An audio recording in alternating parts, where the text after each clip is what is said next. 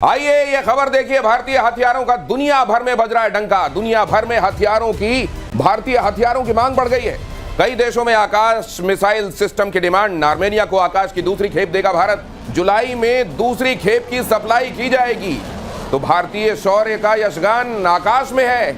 और यहां यह भी स्पष्ट कर दिया गया है कि हम धर्म के आधार पर विभेद नहीं करते। जो इंसानियत के खिलाफ काम करता है उसका काम देखकर उसके साथ व्यवहार किया जाता है। मेजर गौरव आर्य जी, बहुत साफ संदेश है। और मुझे लगता है कि जितनी एम्बिग्विटी बीते दिनों अगर कहीं रह भी गई थी तो अब एकदम साफ हो गई। नहीं, बिल्कुल मुझे लगता है कि रक्षा मंत्री जी ने बिल्कुल दो टूक शब्दों में बताया और बहुत अच्छी बात करी कि तुमने धर्म देख के मारा, हमने तुम्हारा कर्म देख के मारा। यानी कि वी टारगेटेड टेररिस्ट स्पेसिफिकली। हमने चुन चुन के सिर्फ आतंकियों को मारा है। हमारा कभी ये मतलब था नहीं और ना हमने किसी सिविलियन को हाथ लगाया। और फौज के ऊपर तभी हमने हाथ लगाया पाकिस्तान में जब उन्होंने हमारे ऊपर हमला करा, वरना हमारा शुरू से ही ये कभी मंशा नहीं थी कि हम पाकिस्तानी आर्मी को भी टारगेट करें। It was initially a purely anti terrorist operation. और जहां कहीं भी आपको यह दिखाई दिया है, आपको मैं न जाने कितने सबूत ये दे दूंगा कि पाकिस्तान बिल्कुल हमास वाली तर्ज पर पाकिस्तान की आर्मी सिविलियन ठिकानों से अपने मशीन्स को वहां पर रखती है, अपने तमाम वॉर वेपन्स को वहां पर रखती है और इस तरीके से ऑपरेट करती है कि अगर कोलैटरल डैमेज हो तो फिर दूसरों पर यह आरोप लगा सके कि देखिए ये तो मासूमों को भी नहीं छोड़ते। लेकिन अब ये दुनिया में एक्सपोज्ड हैं। पाकिस्तान के दोस्त अजरबैजान को सबक सिखाएगा आकाश के संदर्भ में चर्चा हो रही, तो जरा ये भी जान लीजिए। एयर वाइस मार्शल पीके श्रीवास्तव आकाश की मैन्युफैक्चरिंग से लेकर उसकी बहुत सारी कहानी जानते हैं और हमारे साथ जुड़ने वाले हैं। आपको वो भी बताएंगे आकाश जिस तरीके से आकाश के जो शेयर हैं वो सोर कर रहे हैं। आकाश की डिमांड से खौफ में है तुर्की और अजरबैजान। आर्मेनिया को सप्लाई करने से अजरबैजान की नींद उड़ गई है। आप जानते हैं अजरबैजान और टर्की ये दो ऐसे देश हैं जिन्होंने खुलकर पाकिस्तान का समर्थन किया था। और अब आर्मेनिया को, आप जानते हैं अजरबैजान और आर्मेनिया के बीच में लगातार संघर्ष चलता रहता है। और आर्मेनिया को आकाश मिलने से अजरबैजान और टर्की की टेंशन बढ़ी हुई है। आकाश के संदर्भ में चर्चा हो रही थी। श्रीवास्तव सर, आपका इंतजार हो रहा था बड़ी शिद्दत से कि आप जरा ये बताएं कि आकाश जब बना रहे थे आप लोग, जब ये कॉन्सेप्ट के तौर पर आपके सामने आया था, आपको लग रहा था कि बड़े बड़े एयर डिफेंस सिस्टम की छुट्टी करने वाला है? आपने जो कहा ना, आजकल आकाश का नाम आयरन डोम 2 करके चल रहा है। तो जब हम लोग बना रहे थे और इसके हम परीक्षण कर रहे थे और इसको हम टेस्ट कर रहे थे, तो हमारे पास, हम ये कहते हैं, बैटल हार्डेंड वेपन सिस्टम की कोई हमारे साथ वो नहीं थी, क्योंकि किसी बैटल फील्ड में इस्तेमाल नहीं हुआ था। तो सचमुच में आपको बता रहे हैं, जब ये आकाश चला, हम तो रिटायर हुए, इतने साल हो गए, हमने इसको देखा, इसकी क्षमता को देख करके हमें एक तरीके की जो खुशी हुई है और जो गर्व हुआ है, दिनेश, मैं आपके ये जो चैनल है और आपके जो व्यूअर्स हैं उनके माध्यम से शेयर करना चाहता हूं कि is the greatest thing which has happened to our country. तो पीके श्रीवास्तव साहब को वैसा लग रहा है कि जैसे किसी बच्चे को उन्होंने पढ़ाया हो, वो टॉपर निकल गया हो और अब कोई बहुत बड़ा अधिकारी बन गया। बहुत बड़ा आयरन डोम 2 की मिसाइल जिसको दी जा रही है, आयरन डोम 2, ये असल में स्टील डोम साबित हुआ है। आयरन से भी एक कदम आगे बढ़कर आकाश मिसाइल सिस्टम बनाने वाली कंपनी का शेयर रॉकेट बन गया है। ये खबर देखिए जरा। भारत डायनेमिक्स लिमिटेड बनाती है Akash missile system. Bharat dynamics limited के शेयर में आज भी बढ़ोतरी देखी गई। भारतीय हथियारों की मांग से डिफेंस शेयरों में तूफानी तेजी। हिंदुस्तान ये जो नई परिभाषा गढ़ रहा है, एक मैं चीज कह दूं, हाँ, क्योंकि इसमें मैं शामिल हूं। हाँ जी। ये जब हमने जब ज्वाइन किया था तो भारत डायनेमिक्स लिमिटेड जो है वो एंटिटी लिस्ट पे था। अच्छा, मतलब एंटिटी लिस्ट का मतलब ये होता है कि हम कोई भी ऐसा इक्विपमेंट नहीं खरीद सकते हैं जिससे हम कोई प्रिसिशन वाली चीज बना सकते। राइट। फ्लो फॉर्मिंग एक ऐसा इक्विपमेंट है जिसकी जरूरत पड़ती है रॉकेट मोटर बनाने के लिए, जिसके बिना कोई मिसाइल बन नहीं सकती है। ठीक है। तो वो एक बहुत बड़ा अवरोध था, आप तो प्रतिशोध कहते हैं, वो बहुत बड़ा अवरोध था। लेकिन उसको हमने किसी तरीके से पूरा किया। उसके बाद हम एंटिटी लिस्ट से बाहर आए। तो हमारे मन में, हम लोग जब बोर्ड में बैठे तो हमने कहा कि हम सारे जो हमारे शेयर्स हैं वो गवर्नमेंट के पास हैं, क्यों नहीं थोड़े से पब्लिक में लाएं जिससे पब्लिक का पार्टिसिपेशन हो, उनके अंदर भी जोश आए। और आज देखिए शेयर ऊपर चढ़ रहा है और आपके माध्यम से सब लोग जान रहे हैं कि भारत डायनेमिक्स से शेयर खरीदो। नहीं तो ये दुनिया में जो हथियार निर्माता आज तक रहे थे, और दूसरा, जब भारत ये कहता है ना कि भारत का अभ्युदय होगा तो पूरी दुनिया का मंगल होगा। भारत मिलिट्री इंडस्ट्रियल कॉम्प्लेक्स में वैसे यकीन नहीं रखता जैसे दूसरे देश रखते हैं कि कॉन्फ्लिक्ट पहले घाव पैदा करो और फिर मरहम बेचो। नहीं, जहां घाव हैं, मौजूदा घाव हैं, उनके लिए हमारे पास मरहम है, उनको ठीक करेंगे। क्या मैं ठीक कह रहा हूं मेजर गौरव आर्य? नहीं, बिल्कुल, आप बिल्कुल ठीक कह रहे हैं। और दूसरी एक और बात है ना कि किसी भी देश के, मैंने एक बात नोट करी है बड़ी, ये जो तुर्की की आजकल बात हो रही है दिनेश, मैं आपको बताता चलूं, बड़ा बुरा लगा क्योंकि जब हमने तुर्की की मदद करी थी ना, उसका नाम था ऑपरेशन दोस्ती। आप सोच लीजिए, आपने उनके सामने दोस्ती का हाथ बढ़ाया और आपको नहीं पता था वो हाथ नहीं है, वो सांप है, वो डस लेगा।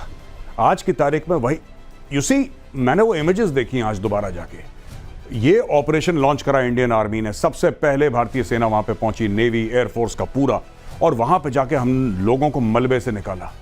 एक मेजर बीना तिवारी हैं, I hope I have the name of the officer correct, वो जा रही हैं, उनकी एक इमेज है कि बुढ़िया तुर्किश औरत उनको गले से लगा रही है और उनको आशीर्वाद दे रही है, और बड़ी हार्ट टचिंग इमेजेस थी। और आपको पता है उन लोगों ने क्या बोला कि हम आने वाली नस्लों को बताएंगे कि किस तरीके से भारतीय आए थे और भारतीयों ने हमारी मदद करी थी।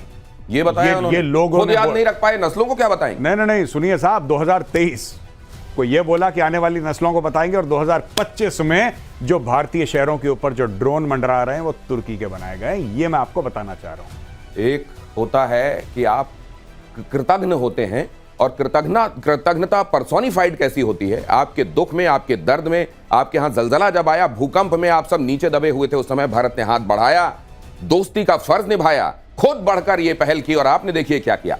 ऑपरेशन सिंदूर में मेक इन इंडिया के हथियारों की धाक, पाकिस्तानी ड्रोन्स को आकाश ने चटाई धूल। ये खबर देखिए, दुनिया का बेहतरीन एयर डिफेंस सिस्टम बनकर उभरा है आकाश। क्या है खासियत इसमें? जब तमाम दूसरों की बात की जाती है, इसकी एक वो यूएसपी क्या है जिसकी वजह से आकाश आकाश है? श्रीवास्तव सर, आकाश है क्योंकि ये टारगेट को समझ सकता है, ट्रैक कर सकता है और निशाने पर एकदम मार सकता है। तो यही तो बाकी भी करते हैं। यही बाकी नहीं कर पाते हैं। हम एक प्रोबेबिलिटी होती है, आपको बता दें, जितने एयर डिफेंस सिस्टम्स होते हैं, मिसाइल सिस्टम्स होते हैं, उस सब में एक प्रोबेबिलिटी ऑफ डिस्ट्रक्शन होता है।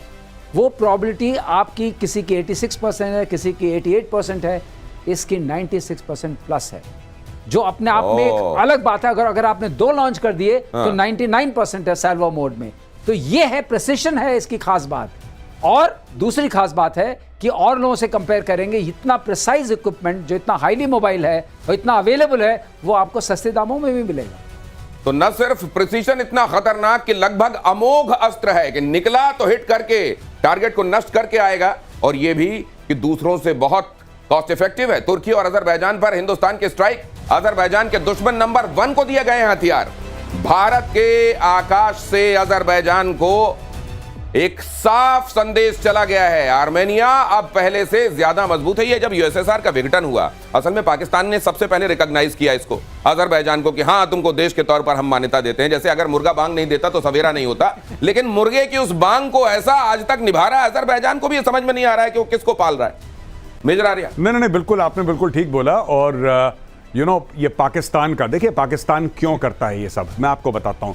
पाकिस्तान का कोई लेना देना नहीं है, ना पाकिस्तान अजरबैजान को सपोर्ट कर सकता है, ना पाकिस्तान अजरबैजान को कुछ दे सकता है। हाँ, ये कह सकता है कि हाँ ठीक है, हमने आपको सबसे पहले डिप्लोमेटिक मान्यता दी, आप एक काम करिए, JF-17 हमसे खरीद लीजिए। तो पाकिस्तान पुश भी कर रहा है, लेकिन पाकिस्तान कुछ देने की हालात में नहीं है उसको। Pakistan can not give anything. Pakistan सिर्फ दूर से so called diplomatic support, so called के OIC में जाएंगे, ऑर्गेनाइजेशन ऑफ इस्लामिक कोऑपरेशन, वहां पे जाके पाकिस्तान बोल देगा हम आपके साथ खड़े हैं, एक अपना जो वोट बनता है वोट दे देगा। उससे ज्यादा पाकिस्तान से आप उम्मीद ना रखिए। हम बहुत जा रहे थे बाकू, लेकिन अगर आपका चरित्र होगा जैसे कि एक डाकू, तो फिर आप सावधान रहिए। अब आकाश में भी निगाह रखिए। और तुर्की के खिलाफ भारत की एक और स्ट्राइक, तुर्की की कंपनी सेलेबी एविएशन से करार रद्द। सेलेबी एविएशन के साथ भारत का करार रद्द। भारत में 9 एयरपोर्ट्स की ग्राउंड हैंडलिंग देखती रही है कंपनी। तो सेव बंद, मार्बल बंद, मकलावा बंद, साथ में वहां शूटिंग बंद, और अब यह भी देख लीजिए कि यहां जो एयरपोर्ट संभालने का काम जो मिला हुआ था साझेदारी में, वो भी बंद, क्योंकि यहां ये जनभावना इसको लेकर लगातार उबाल मार रही है कि अब वो लोग बिल्कुल बर्दाश्त नहीं है जिन्होंने हिंदुस्तान के साथ वफादारी नहीं निभाई। नहीं, बिल्कुल। और भारत ने, मुझे ऐसा लगता है कि बहुत ज्यादा कॉम्प्रोमाइज करा है, क्योंकि तुर्की जो पाकिस्तान प्रेम है उसका नया नहीं है, आज से नहीं, शुरू से ही पाकिस्तान प्रेम है। और जिस तरीके से तुर्की अपने कमेंट्स पास करता है कश्मीर को लेकर, जिस तरीके से वो वोटिंग करता है, ये किसी से ढकी छुपी बात नहीं है। फिर भी भारत ने कॉम्प्रोमाइज करा। भारत ने बोला कोई बात नहीं, आप हमारे खिलाफ भी अगर बोलते हैं, आपका अधिकार है बोलना, लेकिन जब आप ऐसे यंत्र देंगे, ऐसे तंत्र देंगे पाकिस्तान को जिससे भारतवासियों की जान जाएगी या जा सकती है, उनके जान और माल को खतरा हो सकता है, फिर भारत को एक्शन लेना था। लेकिन सबसे बढ़िया बात दिनेश मैं आपको बताऊं, सरकार के पहले लोगों ने एक्शन ले लिया। आपने बात नोट करी है? जी, बिल्कुल। सरकार ने बाद में ये रद्द करा। सरकार को क्योंकि टाइम लगता है, 2-4 दिन सोचे, लोगों ने बोला कैंसिल, सब कुछ कैंसिल, और वहां पे टूरिज्म को पड़ रही है मार। और सोशल मीडिया पे तुर्की वाले ये पूछ रहे हैं कि भाई साहब हमसे गलती क्या हो गई? गलती वही हो गई जब ऑपरेशन दोस्ती था ना, दोस्ती निभा लेते तो बहुत फायदा। पहले करता था हिंदुस्तान ऐसा। वो साधु के बारे में आपने सुना होगा जिसने बिच्छू को 6-7 बार हाथ में लिया। वो हर बार डंक मारता था और वो छोड़ देते थे, फिर उसको हाथ में लेकर पानी से बचाने की कोशिश करते थे। किसी ने पूछा ये क्यों, तो कहा मैं साधु हूं, मैं अपना स्वभाव नहीं छोड़ सकता। ये बिच्छू है, अपना स्वभाव नहीं छोड़ रहा है। लेकिन अब ये परिभाषाएं बदल गई हैं। अब वो जो पृथ्वीराज चौहान, अब जो मोहम्मद गौरी को माफ करने वाली बातें आप देखते हैं ना, अब 3 दिन बीत गए हैं, विनय न मानत जलद जड़। अब तो दोस्ती भी नहीं भूलेंगे और बदला भी नहीं भूलेंगे। पाकिस्तान पर विदेश मंत्री एस जयशंकर की 2 टूक।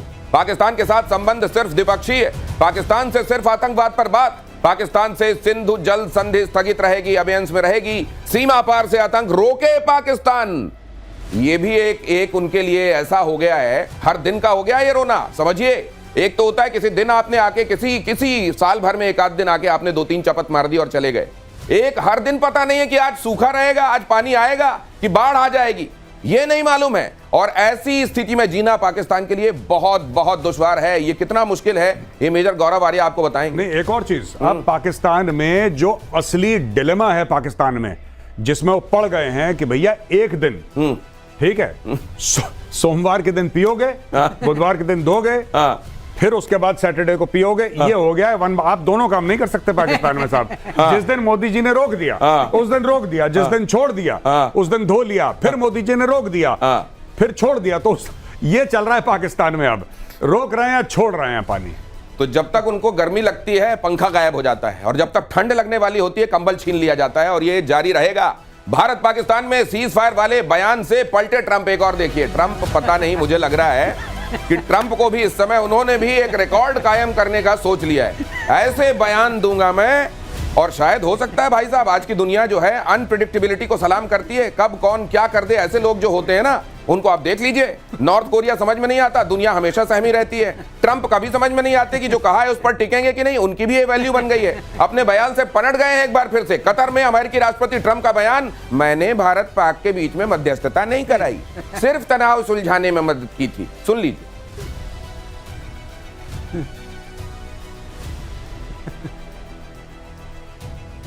खैर अंग्रेजी में है, मैंने आपको बता दिया सार, इसका सार क्या है वो बता दिया, और जहां पर बोला वहीं की तस्वीरें आप देख रहे हैं। ये मुझे लगता है कि ये ट्रंप जो है, ये इनको याद किया जाएगा। ये लेगेसी कहते हैं ना कि आप उस मोड में आ जाएं कि फिर आप लेगेसी की चिंता करके, मुझको लगता है ये वो लेगेसी छोड़ने वाले हैं कि जिसको दुनिया कभी समझ ना पाई, वो थे ट्रंप। भाई साहब, एक होता है यू टर्न, एक होता है शार्प वी टर्न। इस भाई का ओ टर्न है। इसका कुछ नहीं पता। ये दोपहर को 12 बजे क्या बोलता है, 3 बजे क्या बोलता है। अभी तो डंके की चोट पे पूरी दुनिया को बता रहा था कि मैंने दोनों को बोला, देखो तुम्हें ट्रेड का फायदा होगा, याद है आपको? देखो तुम्हें ट्रेड का फायदा होगा, न्यूक्लियर वॉर रोक दिया। मैंने ट्रेड की बात की, दोनों मान गए। अच्छा, फिर ये दोनों मिलेंगे एक तीसरी जगह न्यूट्रल ग्राउंड में मिलेंगे। अब फिर प्रधानमंत्री मोदी जी आए, उन्होंने बोला, मोदी जी ने बोला कि ये सब कुछ नहीं होने वाला। अब ट्रंप कंफ्यूज कि भैया मैंने तो इतनी बड़ी बड़ी बातें छोड़ दी थी यहाँ पे, अब ये मुझे सीरियसली ले रहे। अब ट्रंप गया वहां पे जहां पे अपने मरीन्स और सोल्जर्स के साथ बैठा है और बोला हमने तो ऐसा कुछ करा। देखो साफ मुकर जाओ, ये भी पाकिस्तान से इसने सीखा है। जैसे पाकिस्तान को खूब मारा, पाकिस्तान को खूब मारा, मार मार के दौड़ाया, घसीटा, मारा, पाकिस्तान कहता हम जीत गए। अच्छा, ये चीज आप कभी समझ नहीं सकते, क्योंकि नॉर्मल आदमी ये सब चीज नहीं समझता। आपने पाकिस्तान को मारा, आपने उसके 11 एयरफील्ड या जितने भी थे ध्वस्त कर दिए, आपने उसको बहुत नुकसान पहुंचाया। जैश ए मोहम्मद, लश्कर ए तैयबा मार मार के तबला बजाया, और उसके बाद पाकिस्तान कपड़े झाड़ते हुए आया, कह रहा भाई साहब जीत गए, निकालो शाहिद अफरीदी को अलमारी में। अलमारी में है वो, निकालो उसको अंदर, उसको बैठाओ गाड़ी के अंदर, झंडा पकड़ाओ पाकिस्तान का, झंडा लहराएगा, बोलेगा हम जीत गए जीत गए जीत गए, रिपीट करो सब जीत गए सब।